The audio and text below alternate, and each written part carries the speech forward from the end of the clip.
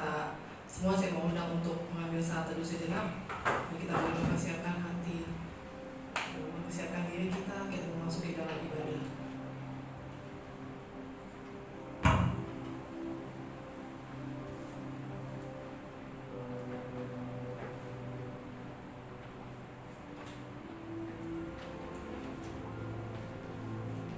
Adapun pertolongan kita ialah di dalam nama Allah Bapa yang Maha Kuasa, yang telah menjadikan langit dan bumi beserta segala isinya. Allah yang setia sampai selama-lamanya dan tidak pernah meninggalkan perbuatan tangannya. Turun atas kita anugerah dan sejahtera dari Tuhan kita Yesus Kristus. Amin. Syukur kepada Allah kalau pada saat ini kita masih boleh diberikan kesempatan untuk beribadah, terutama untuk merayakan ibadah Natal di tahun ini. Di tengah situasi pandemi yang saat ini mungkin membatasi kita untuk beribadah, tapi mengucap syukur kepada Tuhan karena anugerahnya yang besar, kita boleh kembali beribadah bersama walaupun mungkin kita terpisah, ada yang beribadah di sini, ada yang di rumah, tapi kita yakin dan percaya kita tetap satu hati, kita tetap bersuka cita untuk merayakan hari Natal. Dan saat ini mari kita mengucap syukur untuk setiap anugerah yang Tuhan telah berikan kepada kita. Biarlah kita boleh memuji dan meninggikan nama Tuhan. Kita menaikkan pujian, Ku ada sebab anugerah-Mu.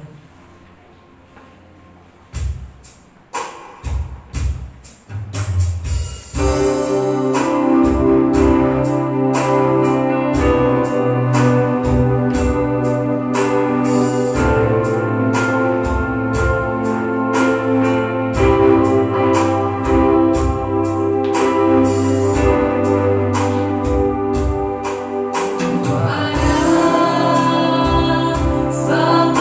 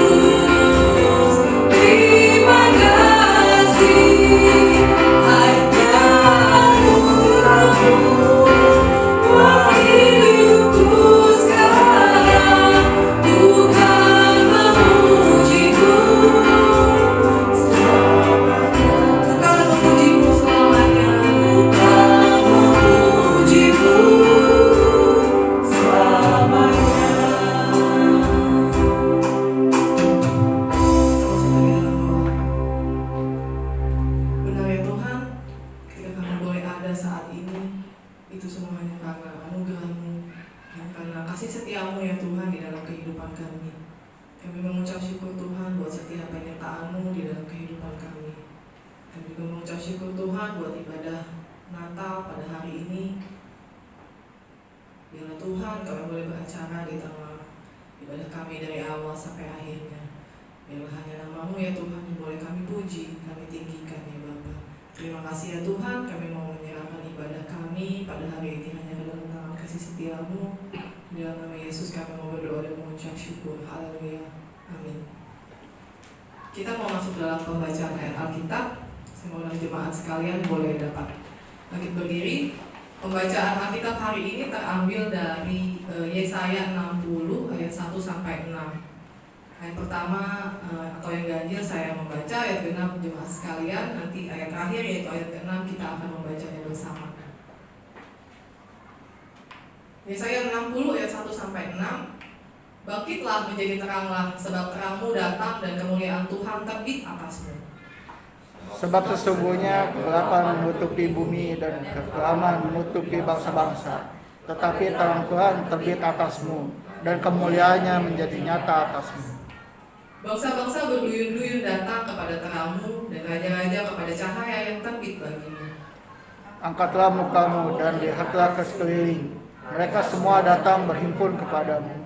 Anak-anakmu laki-laki datang dari jauh dan anak-anakmu perempuan digendong. Pada waktu itu engkau akan heran melihat dan berseri-seri. Engkau akan tercengang dan akan berbesar hati, sebab kelimpahan dari seberang laut akan beralih kepadamu dan kekayaan bangsa-bangsa akan datang kepadamu. Kita baca bersama. Sejumlah besar unta akan menutupi daerahmu, unta-unta muda dari Midian dan Eva. Mereka semua akan datang dari Sheba, akan membawa emas dan kemenyan, serta memberitakan perbuatan masyhur Tuhan. Sebab pada hari ini telah lahir bagi kita seorang juru selamat, yaitu Kristus Tuhan di kota Daud.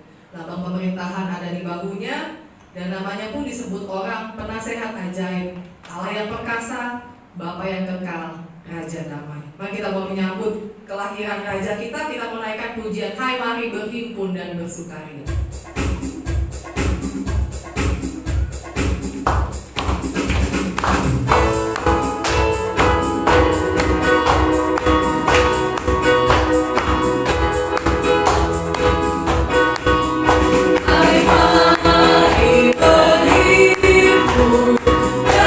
Semua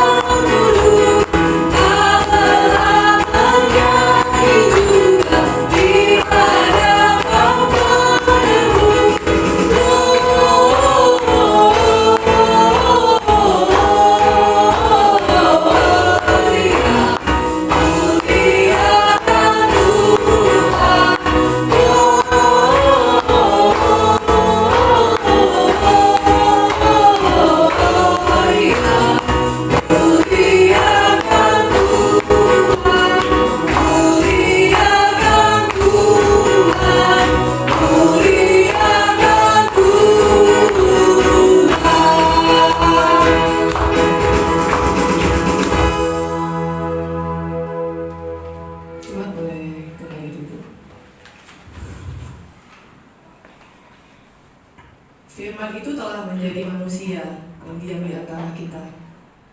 Ia datang untuk yang paling dikasihinya, yaitu kita umat manusia. Ia datang sebagai Mesias, Sang Juru Selamat. Dialah Sang Terang yang membawa kita keluar dari kegelapan. Sehingga kita mau mendengarkan kebenaran firman Tuhan, mari kita menaikkan pujian Firman jadi manusia.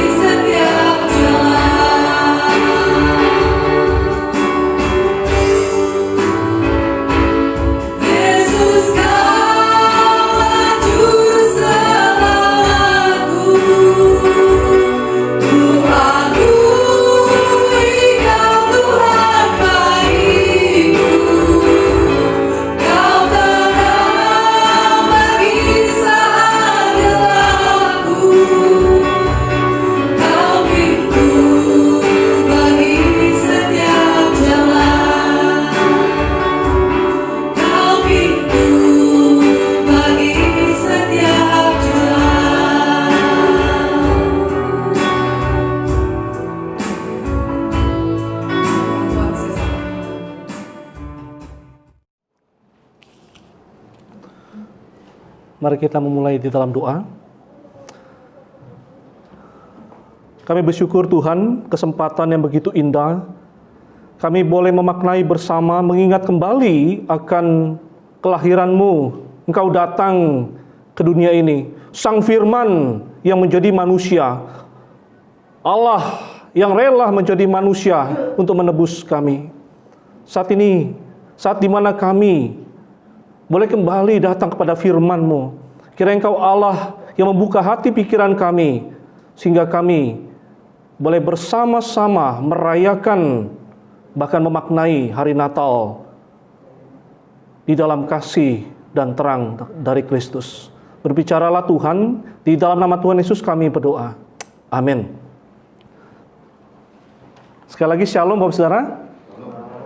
Masih tetap semangat ya? Puji Tuhan. Dan firman Tuhan hari ini dengan tema ini ya. It's only by His grace. Hanya oleh anugerahnya. Mari kita buka firman Tuhan dari Injil Matius. Mari kita semua bersama buka Alkitab kita dari Injil Matius pasal 2 ayat 1 sampai 12.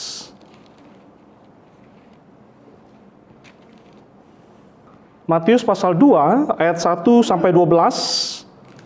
Kita akan baca silih berganti. Kaum pria akan membaca ayat yang pertama, kaum wanita akan baca ayat yang kedua, sampai nanti ayat yang ke-12 kita baca bersama-sama. Demikian firman Tuhan.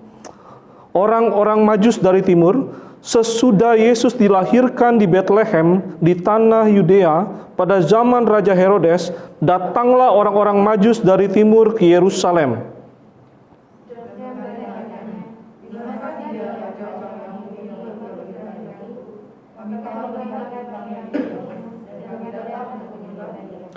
Ketika Raja Herodes mendengar hal itu, terkejutlah ia beserta seluruh Yerusalem.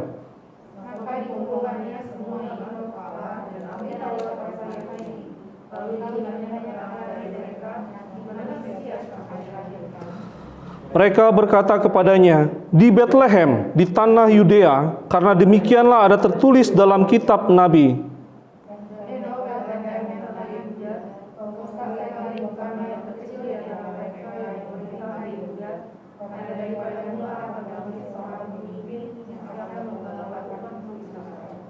Lalu dengan diam-diam Herodes memanggil orang-orang Majus itu dan dengan teliti bertanya kepada mereka, bila mana bintang itu nampak?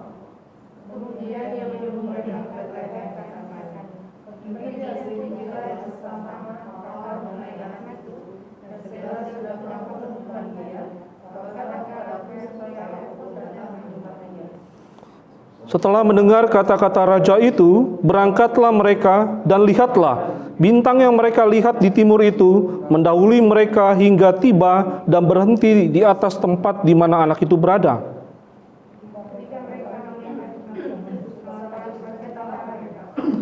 Maka masuklah mereka ke dalam rumah itu dan melihat anak itu bersama Maria ibunya, lalu sujud menyembah dia.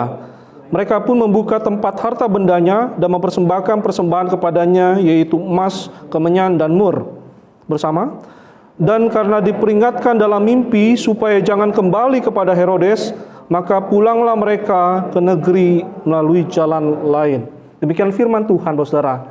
Tema ini, hanya oleh anugerahnya, it's only by His grace. Bapak Ibu Saudara, saat ini dunia sedang belajar sebuah pelajaran yang pahit, tetapi juga mahal, yaitu apa? Yaitu pandemik. Pandemik mengajarkan manusia, semua manusia, bahwa ternyata aku hidup hanya oleh anugerah Tuhan. Sekarang kita melihat setiap manusia ada dalam resiko antara hidup dan mati di tengah pandemi. Saat ini gak sedikit orang yang sulit untuk bernapas. Mereka terengah-engah nafasnya. Mereka berjuang untuk bernapas. Kalau setiap kita masih diberi kesempatan untuk bisa bernapas, itu adalah sebuah anugerah. Dan dalam perjalanan yang lain pun, entah perjalanan keluarga, entah perjalanan pekerjaan kita, entah perjalanan relasi kita, entah perjalanan studi kita, mungkin kita pun saat ini merasa seperti terengah-engah. Ditambah lagi dengan keadaan pandemik yang menggerus hampir semua aspek kehidupan manusia. Tidak hanya ladang usaha, tidak hanya keluarga, bahkan gereja pun di dunia saat ini sedang berjalan terengah-engah. Penat rasanya menjalani kehidupan belakangan ini. Tidak sedikit orang yang depresi, putus asa, bingung mau bagaimana. Bagaimana lagi harus menjalani kehidupan ke depan. Maka judul ini, Bapak Saudara,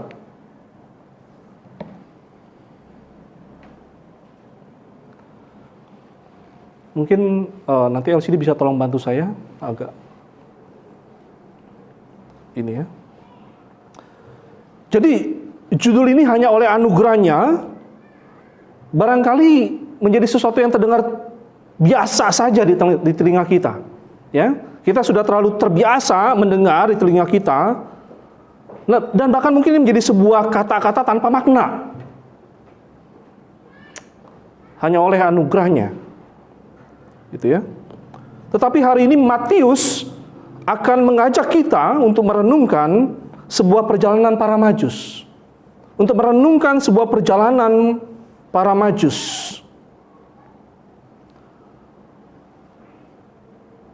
Dan mungkin kisah ini seringkali kita dengar melalui cerita-cerita yang telah beredar. Cerita Natal yang beredar. Ya. Kisah ini mungkin seringkali kita dengar dari kisah-kisah yang telah beredar. Tetapi sekali lagi kali ini kita akan merenungkan sejenak untuk seolah-olah masuk dalam perjalanan para Majus itu. Kita akan merenungkan sejenak untuk seolah-olah masuk dalam perjalanan para Majus itu.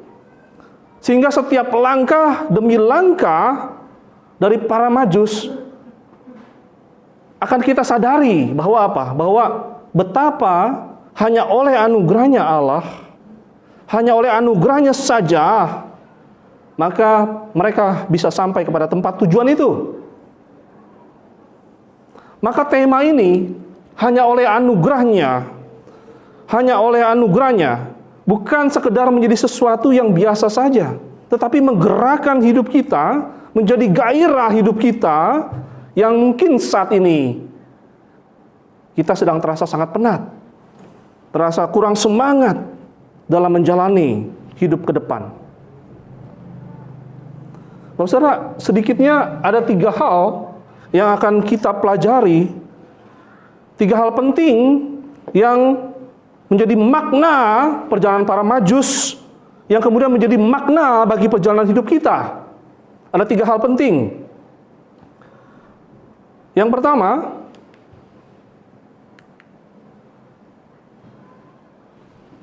boleh tolong dibantu? Yang pertama, hanya oleh anugerahnya kita boleh mengenal Allah yang menyatakan diri. Itu yang pertama. Hanya oleh anugerahnya kita boleh mengenal Allah yang menyatakan diri. Dalam ayat yang pertama sampai yang kedua di sana dikatakan, sesudah Yesus dilahirkan di Bethlehem di tanah Yudea pada zaman Raja Herodes, datanglah orang-orang Majus dari timur ke Yerusalem dan bertanya-tanya, di manakah dia, raja orang Yahudi yang baru dilahirkan itu? Kami telah melihat bintangnya di timur dan kami datang untuk menyembah dia. Di manakah saudara timur itu? Di manakah timur itu? Dalam kitab Kejadian, kalau kita ingat, muncul kata timur di sana. Yaitu kapan? Ketika manusia yang pertama itu, Adam dan Hawa jatuh dalam dosa, maka Adam dan Hawa dibuang kemana mereka? Ke timur. Ya, timur juga kita ingat ketika kemudian Kain membunuh Habel adiknya, lalu Kain setelah membunuh dia melarikan diri. Dia buron, dia lari kemana? Ke timur. Dan kita ingat juga orang-orang timur dalam kisah Menara Babel berkumpul, mereka dari timur berkumpul untuk membangun sebuah menara Babel yang kemudian Allah kacau balaukan. Mereka berkumpul dari timur. Dan kita juga ingat sebuah kisah yang namanya Bileam. Siapa Bileam itu? Adalah seorang penenung atau katakanlah seperti dukun. Dukun yang sebetulnya disuruh untuk mengutuk Israel. Tetapi kemudian apa yang terjadi? Dia malah justru memberkati Israel. Kenapa? Karena dia ngeri. Ya, Bileam ngeri ada malaikat Allah yang siap untuk menghabisi Bileam. Ya. Siapa Bileam itu? Dia adalah seorang penenung, dukun dari timur. Apa di sini kita lihat? Bahwa Tuhan bisa pakai siapapun. Tuhan bisa pakai siapapun, termasuk orang timur, untuk menggenapi rencananya. Di manakah sekali lagi asal para Majus timur? Kemarin Ria sempat bercanda dengan saya, kenapa nggak pakai GPS saja gitu ya, supaya bisa ketahuan lokasi detailnya. Nggak ada GPS saat itu, Ya, nggak ada GPS saat itu. Hanya dikatakan di manakah asal para Majus, dari timur. Dan lokasi tepatnya di mana itu misteri. Nggak ada yang tahu. Tetapi timur yang seringkali mendapat konotasi negatif itu justru mendapat bagian, ya, justru diperhatikan, justru dipedulikan oleh Allah, dan saat ini mereka mendapat bagian dalam menyaksikan Kristus. Artinya apa? Ini adalah sebuah anugerah dari Allah. Ini adalah sebuah anugerah dari Allah. Janji tentang Isa Al-Masih atau Yeshua HaMasiah adalah bagi semua bangsa. Itu bukan cuma untuk Bani Israel, itu adalah untuk semua bangsa. Dan kita lihat di sini bahwa Allah menyatakan diri lewat cara yang unik, saudara. Tuhan berbicara dengan cara-cara yang unik, cara-cara yang dapat mereka mengerti. Cara-cara di mana mereka paling mengenalnya. Ya. Jika kelahiran Kristus diberitahukan kepada para gembala melalui seorang malaikat, maka kepada para Majus ini Allah menyatakan kelahiran Kristus melalui sebuah bintang. Melalui sebuah bintang. Inilah yang disebut sebagai yang disebut sebagai anugerah umum atau common grace.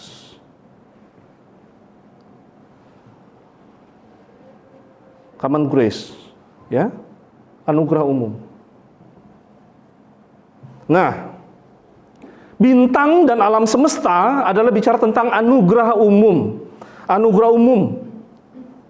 Kita lihat bagaimana galaksi, bagaimana planet, bagaimana rasi bintang Allah atur sedemikian rupa, begitu indah dan teratur. Seorang ilmuwan Kristen namanya Isaac Newton, seorang ilmuwan itu dia kemudian takjub dan mengakui bahwa hanya Allah yang bisa membuat semuanya ini. Ya, hanya Allah yang bisa membuat semuanya ini. Semua yang ada semata-mata menggambarkan atau menyatakan Sang Pencipta yang agung, yaitu Allah sendiri. Menyatakan Sang Pencipta yang agung, yaitu Allah sendiri. Mari kembali kepada kisah Majus. Mari kembali kepada kisah Majus yang kita lihat adalah seorang yang ahli dan mempelajari dengan seksama bagaimana posisi rasi bintang itu. Mungkin kalau kita bisa membayangkan mereka melihat, wow, saat itu ada bintang yang langka. Ini bukan bintang biasa. Ini pasti ada sesuatu. Nggak mungkin bisa ada bintang yang seperti ini. Ini adalah bintang raja. Mereka percaya bahwa pasti akan ada peristiwa besar yang akan terjadi. Itu akan ada seorang raja. Mereka mencoba untuk mengikuti bintang itu. Langkah demi langkah, dan setelah perjalanan yang panjang, akhirnya mereka sampai di Israel. Karena mereka mencari raja, maka mereka berpikirnya apa? Mereka berpikirnya istana. Maka mereka mencari bayi yang lahir itu di istana, di Yerusalem, di istana Herodes. Kita lihat di sini bahwa anugerah umum ternyata tidak cukup untuk manusia bisa mengenal Allah yang menyatakan diri. Itu sebab perlu juga yang namanya anugerah khusus atau special grace. Nah ini, ya, anugerah khusus. Dalam Alkitab dikatakan, ketika Raja Herodes mendengar hal itu, terkejutlah ia beserta seluruh Yerusalem. Maka dikumpulkannya semua imam dan ahli Taurat bangsa Yahudi, lalu dimintanya keterangan dari mereka di mana Mesias akan dilahirkan. Mereka berkata kepadanya, nah ini kutipan dari Alkitab. Di Bethlehem, di tanah Yudea, karena demikianlah ada tertulis dalam kitab Nabi. Dan engkau Bethlehem, tanah Yehuda, engkau sekali-kali bukanlah yang terkecil di antara bangsa yang memerintah Yehuda. Karena daripada mula akan bangkit seorang pemimpin yang akan mengembalakan umatku Israel. Kita lihat di sini bahwa anugerah umum tidak cukup, harus ada anugerah khusus. Dan anugerah khusus itu adalah Yesus Kristus yang diwahyukan di dalam Alkitab. Setelah mereka mengikuti bintang, lalu Alkitab dibuka dan dikatakan di sana, Bethlehem, hai engkau yang terkecil. Sekali lagi, mengapa Allah menyatakan diri kepada gembala dan kepada para majus? Kenapa bukan kepada istana Herodes? Kenapa bukan di Yerusalem saja pusat ibu kota? Tetapi kenapa hanya di Bethlehem Efrata, sebuah kota kecil? Inilah yang menggambarkan anugerah yang besar bagi manusia yang kecil. Seperti sebuah lagu, hai kota kecil Bethlehem, betapa kau senyap, bintang di langit cemerlang, melihat kau lelap. Kecilnya Bethlehem justru menekankan anugerah Allah yang sebenarnya enggak layak untuk diterima. Itulah anugerah yang sangat agung yang diberikan kepada mereka, para gembala yang terpinggirkan, yang diberikan kepada orang Majus yang asing dari timur. Kenapa bukan istana Herodes? Kenapa bukan Yerusalem, pusat ibu kota, yang merupakan juga pusat keagamaan? Karena Kristus juga pernah berkata, aku datang bukan untuk orang benar. Aku datang bukan untuk orang benar, artinya orang yang merasa benar. Tetapi Kristus datang untuk orang berdosa. Karena anugerah, maka kota kecil Bethlehem itu menjadi saksi kelahiran sang bintang Natal. Menjadi saksi kelahiran sang bintang Natal. Saat ini manusia berlomba untuk eksis dan menjadi bintang dalam perjalanan hidupnya. Tetapi apa yang kita lihat dari kisah Natal ini? Justru semakin Allah menyatakan diri, maka semakin membuat kita sadar diri siapakah kita sebenarnya. Semakin kita menghayati Allah yang menyatakan diri itu, maka kita sadar, aku bukanlah siapa-siapa. Sehingga bukan masalah bagi para Majus tentang dari mana asalnya, siapa nama mereka. Itu semua menjadi misteri. Benar bahwa 500 tahun kemudian dalam tradisi gereja menambahkan nama mereka, yaitu Baltasar, Melkior, dan Kaspar. Tetapi itu adalah nama-nama yang tidak dinyatakan dalam Alkitab. Dan sekali lagi itu bukanlah fokus dari penulis Injil Matius. Kenapa? Karena ini adalah kisah tentang raja di atas segala raja. Bukan tentang para Majus itu. Jika begitu, apa artinya bagi kita? Jika begitu, karirku, prestasiku, pencapaianku, bahkan perjalanan hidupku adalah bukan untuk menyatakan hebatnya diriku, tetapi menyatakan siapa Tuhan yang ada dalam hidupku. Dialah sang bintang, dialah sang firman yang menuntun jalanku. Lalu apalagi yang menjadi makna perjalanan para Majus, yang dapat menjadi makna perjalanan hidup kita? Yang pertama tadi, hanya oleh anugerahnya kita dapat mengenal Allah yang menyatakan diri. Maka yang kedua, hanya oleh anugerahnya kita dapat menyembah Allah sang Raja. Yang kedua, hanya oleh anugerahnya kita dapat menyembah Allah sang Raja. Dalam ayat 9-11 di sana dikatakan, setelah mendengar kata-kata raja itu, berangkatlah mereka dan lihatlah bintang yang mereka lihat di timur itu mendahului mereka hingga tiba dan berhenti di atas tempat di mana anak itu berada. Ketika mereka melihat bintang itu, sangat bersukacitalah mereka, maka masuklah mereka ke dalam rumah itu dan melihat anak itu bersama Maria ibunya, lalu sujud menyembah dia. Mereka pun membuka tempat harta bendanya dan mempersembahkan persembahan kepadanya, yaitu emas, kemenyan, dan mur. Sujud menyembah mempersembahkan persembahan. Saudara, kata menyembah ini muncul 14 kali di dalam Injil Matius. Lebih banyak dibandingkan Injil-Injil yang lain. Kata menyembah. Jadi menyembah merupakan sesuatu yang ditekankan oleh penulis Injil ini, Matius. Maka poin yang kedua, hanya oleh anugerahnya kita dapat menyembah Allah Sang Raja. Hanya oleh anugerahnya kita dapat menyembah Allah Sang Raja. Ada berapa jumlah para majus? Sama seperti nama mereka, sama seperti lokasi detil mereka. Itu menjadi misteri. Demikian juga jumlah mereka. Itu masih misteri. Memang menurut tradisi gereja, para majus disebutkan adalah merujuk kepada 3 raja dari timur. 3 raja.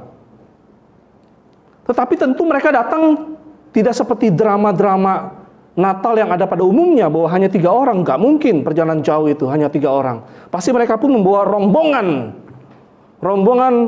yang besar yang menyertai perjalanan mereka.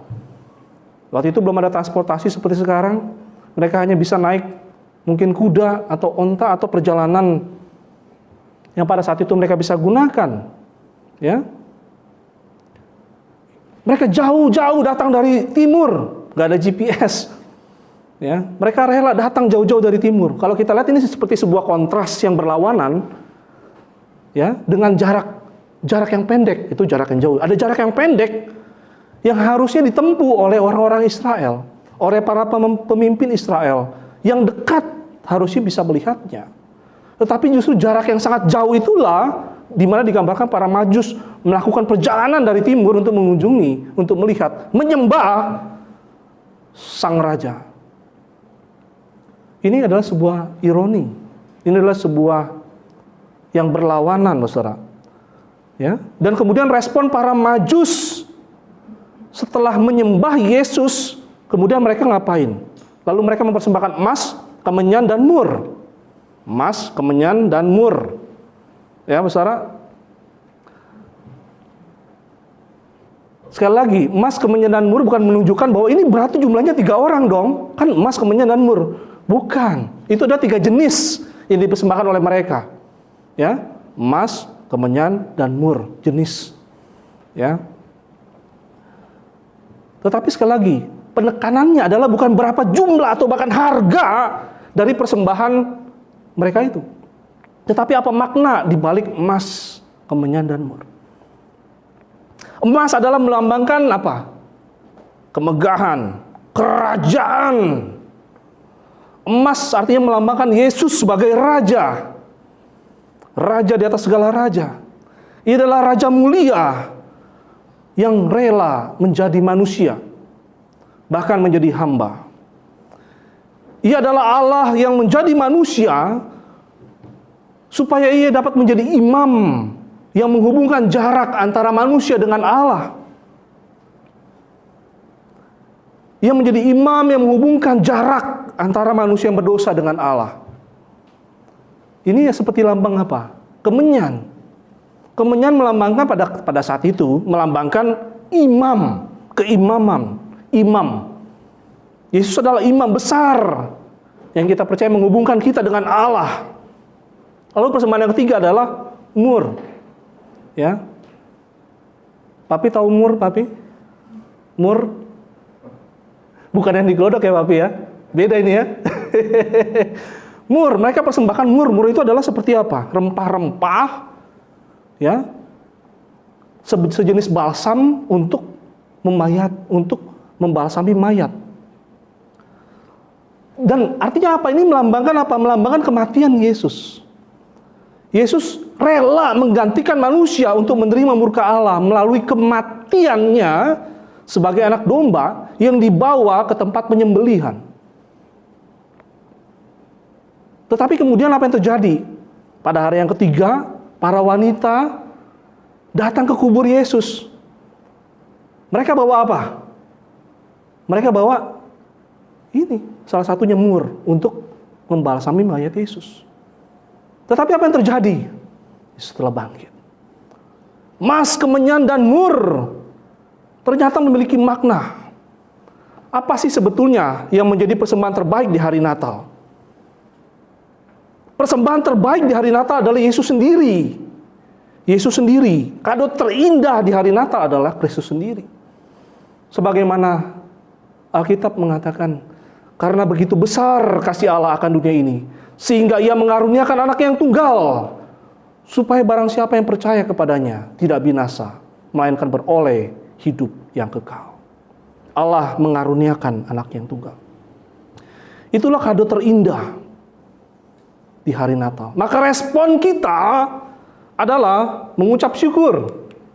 Maka respon kita adalah mengucap syukur dan mengungkapkan syukur itu melalui persembahan yang kita beri. Melalui persembahan yang kita beri.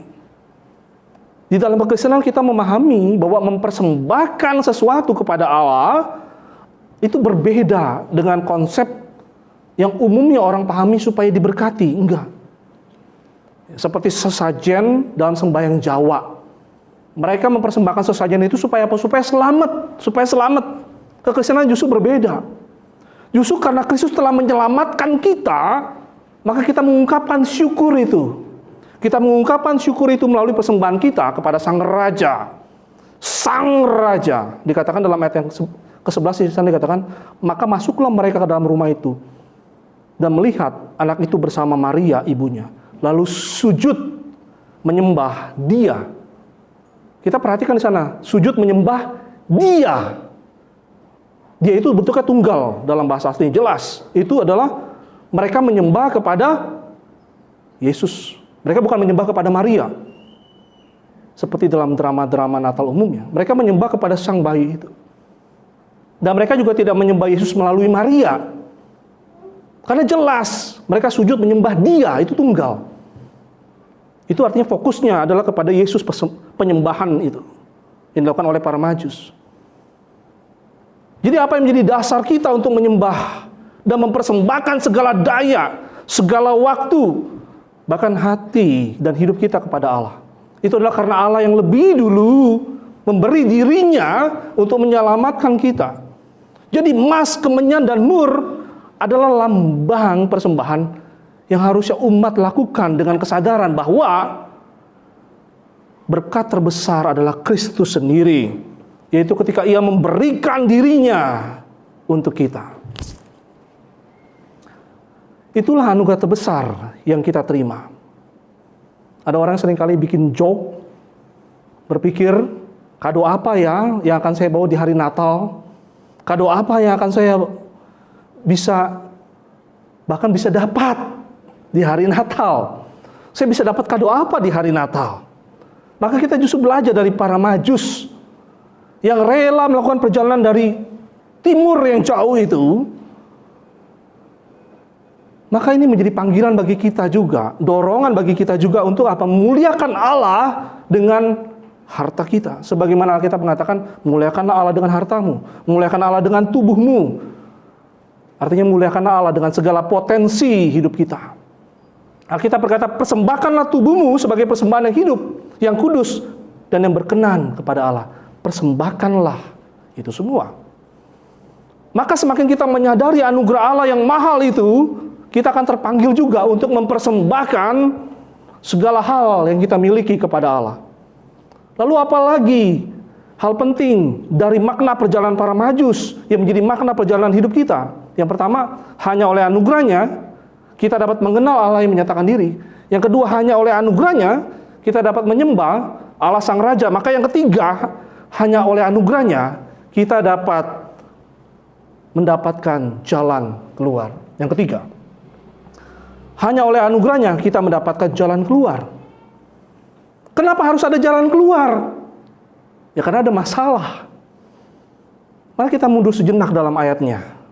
Di sana dikatakan dalam ayat yang ke-7, lalu dengan diam-diam Herodes memanggil orang-orang Majus itu dan dengan teliti bertanya kepada mereka, bila mana bintang itu nampak. Kemudian ia menyuruh mereka ke Betlehem, katanya, pergi dan selidikilah dengan seksama hal-hal mengenai anak itu, dan segera sesudah kamu menemukan dia, kabarkanlah kepadaku, supaya aku pun datang menyembah dia. Ini kata Herodes. Apakah Herodes ingin menyembah Yesus? Tentu tidak. Herodes justru sedang menyusun satu strategi untuk melakukan rencana jahatnya. Herodes pikir dia bisa memperalat para majus. Begitu licik sekali. Kalau kita baca sejarawan umum, misalnya Yosefus, yang menceritakan bagaimana Herodes Agung ini, ya, adalah seorang yang bisa pakai strategi yang sangat licik demi mencapai tampuk kekuasaannya. Bahkan dia nggak akan segan-segan untuk menggunakan cara apapun, bahkan bila perlu darah berlumuran juga nggak apa-apa. Yang penting dia bisa sampai kepada tampuk kekuasaan itu. Kita lihat, kalau Herodes bikin masalah, ya, kita lihat justru karena dialah, ya, maka banyak manusia yang tidak bersalah itu mati. Karena Herodes, ini nggak heran kalau kita baca, loh, tega-teganya Herodes ya, seperti itu ya. Itu nggak heran, karena dalam catatan sejarah umum pun begitu. Ya, demi mencapai karir, demi mencapai kuasanya, keluarganya bahkan bisa dibunuh. Dia takut istrinya menggantikan posisi dia, istrinya dibunuh. Dia takut anak-anaknya menggantikan dia, anak-anaknya dibunuh. Dia punya beberapa istri dan banyak anak.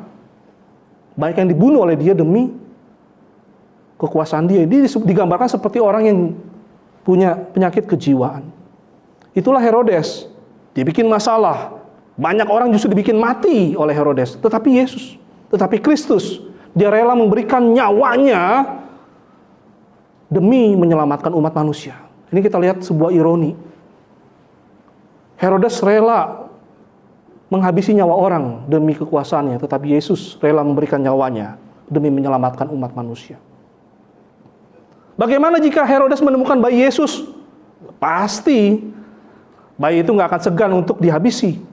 Tetapi rencana Allah tidak bisa digagalkan oleh siapapun, bahkan oleh orang yang paling berkuasa sekalipun. Artinya apa? Di sini kita melihat Allah membuka jalan keluar. Allah membuka jalan keluar ketika masalah itu datang. Ayat 12 di sana dikatakan, dan karena mereka diperingatkan dalam mimpi supaya jangan kembali kepada Herodes, maka pulanglah mereka ke negerinya melalui jalan lain. Melalui jalan lain. Sama seperti perjalanan para majus yang memerlukan jalan keluar. Jalan keluar, maka perjalanan hidup kita pun memerlukan jalan keluar dari masalah-masalah yang mengancam. Banyak strategi yang dibuat ketika memasuki bulan Desember. Strategi apa? Kita nggak tahu. Bahkan mungkin saja ada strategi untuk menghilangkan nyawa manusia. Apalagi bulan-bulan Desember. Ada oknum-oknum tertentu yang mencoba untuk mengganggu jalannya ibadah Natal. Bila perlu, bisa menghilangkan nyawa manusia. Tapi di sini kita melihat bahwa strategi Herodes tidak dapat menggagalkan rencana Allah.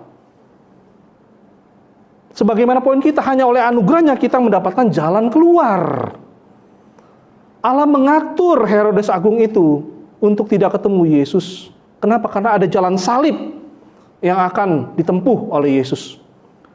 Melalui jalan salib itulah akan ada kesempatan, keselamatan bagi umat manusia. Itulah jalan keluar yang Allah berikan bagi kita.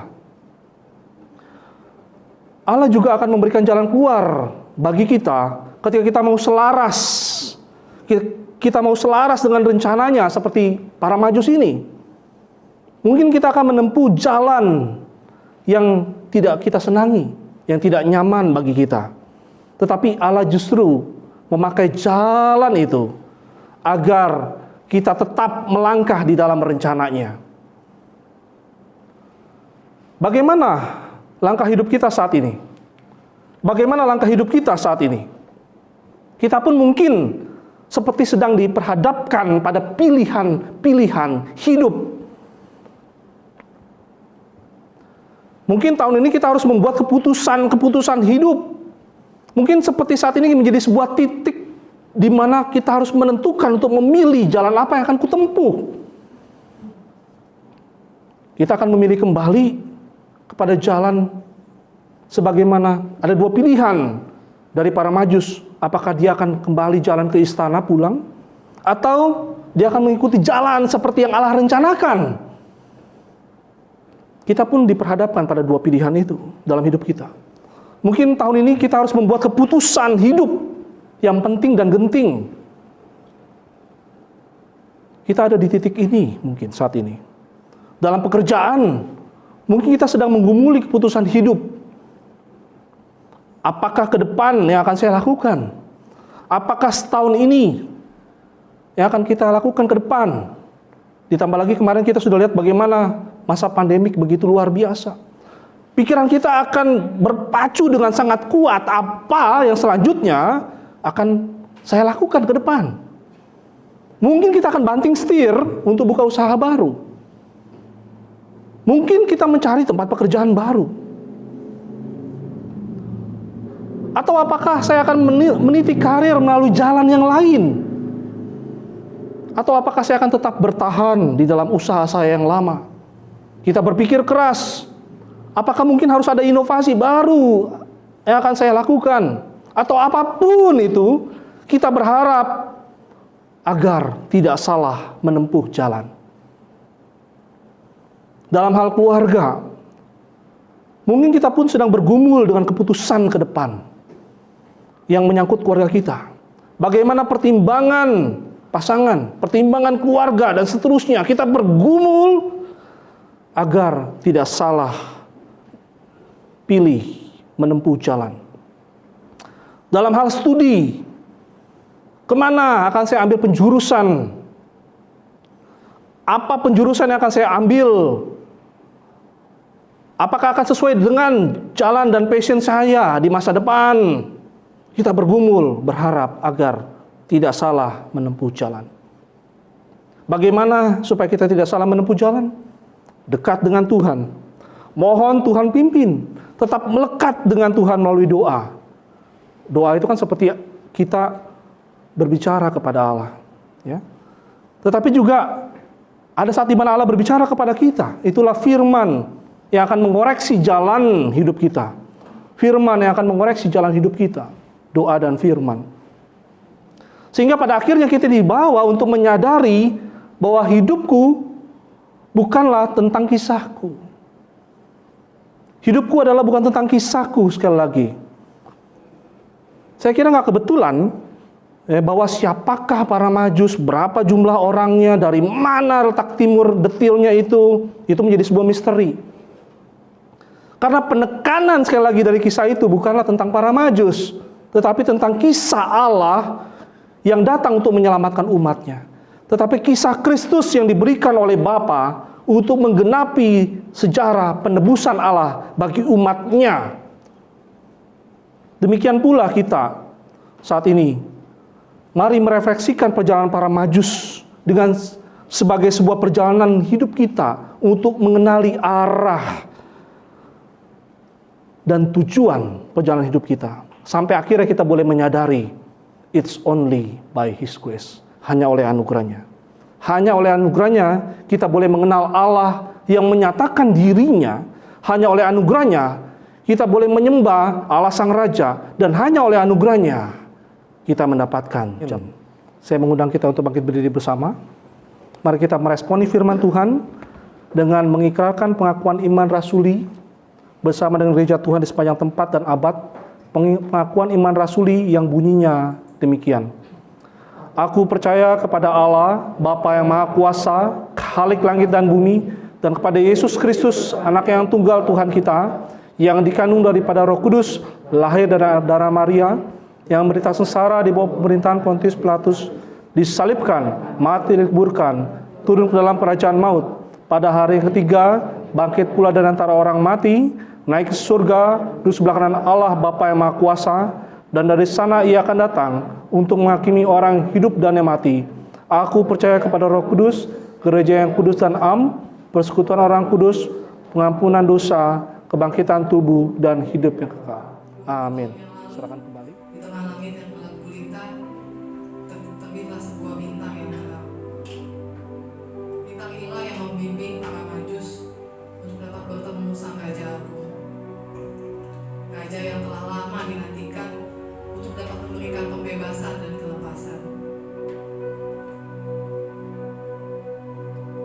Yesus Sang Juru Selamat yang bukan hanya memberikan kepada manusia satu pembebasan dari perbudakan dosa, akan tetapi Ia memberikan anugerah hidup yang baru kepada umat manusia, sehingga umat tebusannya tidak binasa, melainkan beroleh hidup yang kekal. Bersyukurlah atas anugerahnya yang besar. Mari persembahkan hidup kita sebagai persembahan yang terbaik bagi Sang Raja. Bersinarlah agar terang Tuhan boleh terpancar lewat kehidupan kita. Mari kita bersujud memuji Tuhan. Kita menaikkan pujian Maha Kudus.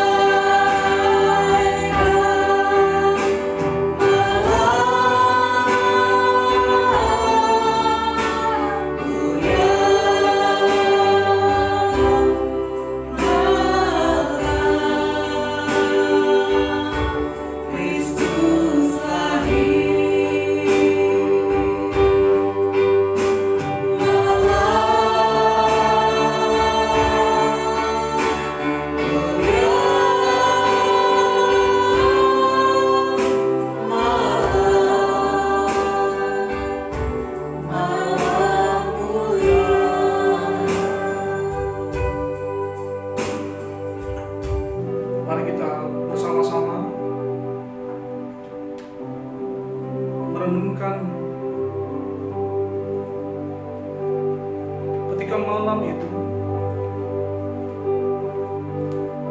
hanya ada bintang-bintang,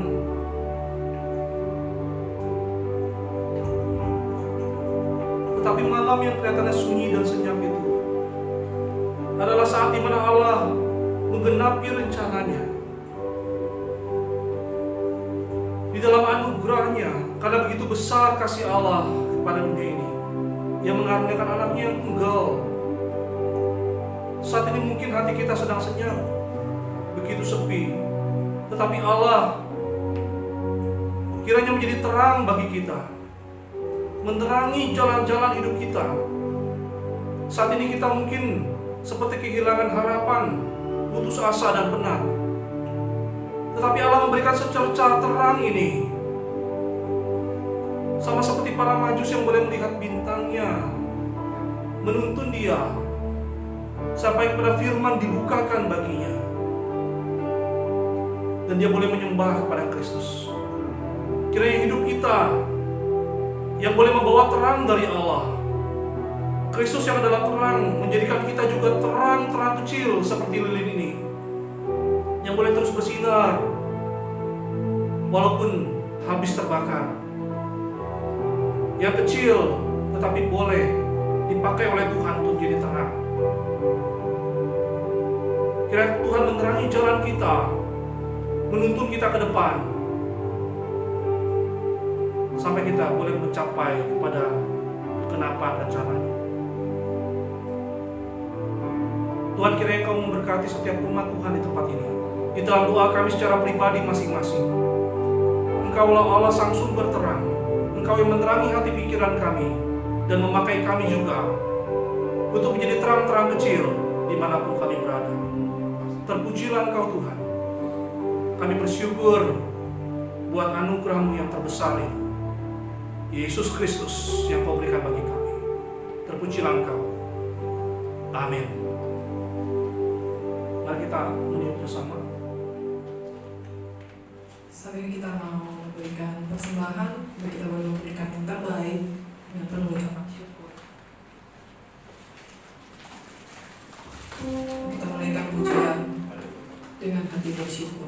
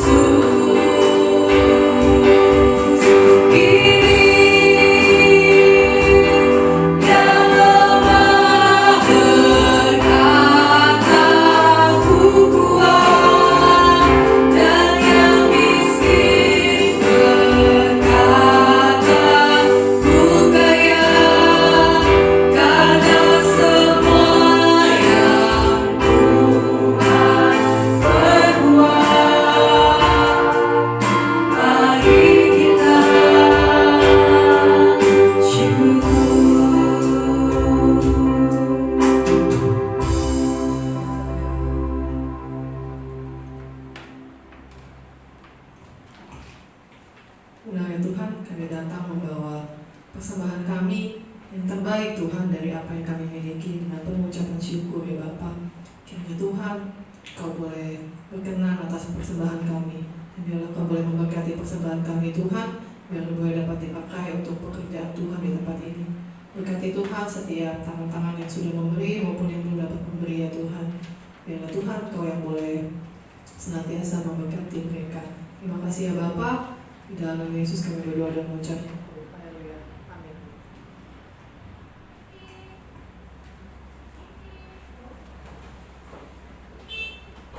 Tuhan Yesus telah hadir untuk memberikan kepada kita kelepasan. Dia datang untuk memberikan kepada kita jalan keluar.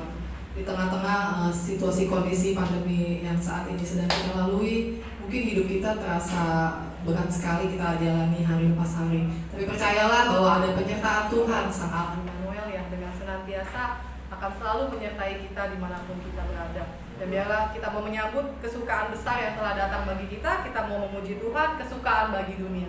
Saya mau undang jemaat sekalian boleh dapat bangkit berdiri. Kita mau naikkan pujian ini, kesukaan bagi dunia.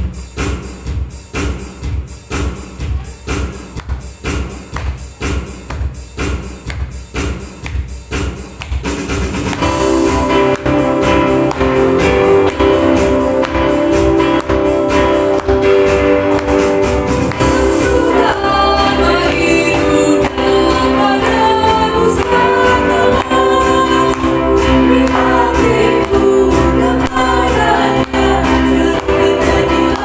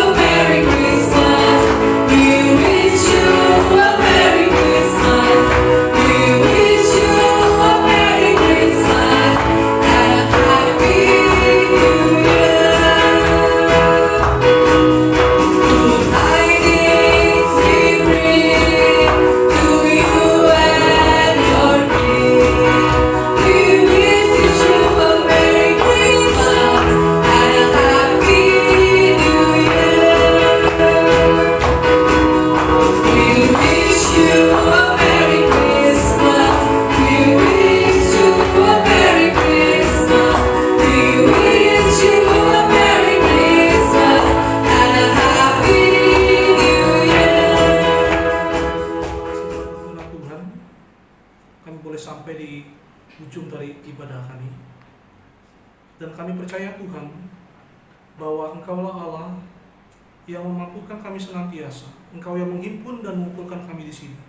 Engkau Allah juga yang mengutus kami pulang untuk membawa berkat dari Tuhan, membagikannya kepada yang lain. Kiranya Engkau Allah yang menjadi sumber anugerah kami, dan hanya oleh anugerah-Mu kami boleh ada dan melakukan perjalanan hidup kami. Dan kiranya jalan-jalan kami Tuhan boleh menjadi jalan-jalan di mana rencana Tuhan dinyatakan. Terpujilah Engkau, berkatilah setiap umat Tuhan, berkatilah perjalanan keluarga jemaat-jemaat Tuhan, berkatilah perjalanan pekerjaan mereka, berkatilah perjalanan studi mereka, dan perjalanan apapun yang mereka lakukan. Engkau memberkati satu persatu jemaat Tuhan yang hadir di tempat ini, bahkan juga yang saat ini menyaksikan di rumah. Tuhan berkati kami semua. Demikian juga untuk setiap gereja-gereja Tuhan, umat Tuhan di mana-mana tempat yang saat ini sedang merayakan ibadah Natal. Engkau Allah yang juga menyertai kami semua di dalam kasih dan setia Tuhan. Terima kasih Tuhan untuk hari ini. Terima kasih untuk penyertaan-Mu bagi kami sekalian. Terpujilah Engkau Tuhan, kekal selama-lamanya. Mari kita terima berkat dari Tuhan. Tuhan memberkati engkau dan melindungi engkau. Tuhan menyinari engkau dengan wajah-Nya dan beri engkau kasih karunia. Tuhan menghadapkan wajah-Nya kepadamu dan beri engkau damai sejahtera. Mari kita terima berkat ini di dalam nama Bapa, Yesus Kristus, dan pimpinan Roh Kudus menyertai kita mulai saat ini sampai selama-lamanya. Amin. Bagi Bapa, Anak, dan Roh.